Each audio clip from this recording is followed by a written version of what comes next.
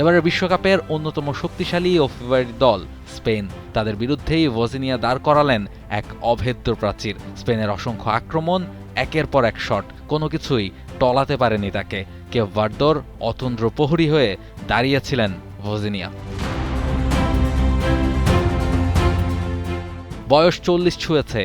এর আগে বিশ্বকাপে অভিষিক্ত কোনো দলের হয়ে খেলেননি তার চেয়ে বেশি বয়সের কোনো ফুটবলার। তবে নিজেদের প্রথম বিশ্বকাপের প্রথম ম্যাচে সেসব কিছুই বুঝতে দিলেন না ভজিনিয়া, যেন এখনও এক টকবগে তরুণ তিনি।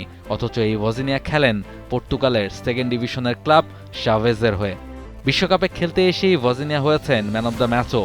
জানিয়েছেন কত ছোট একটা দেশ আর কত কঠিন একটা পথ পাড়ি দিয়ে এই বিশ্বকাপ খেলতে এসেছেন তারা। দিনটা হয়তো তাই বহু বছর মনে রাখবে কেপ ভার্দো, আর আজীবন মনে রাখবেন ভজিনিয়া।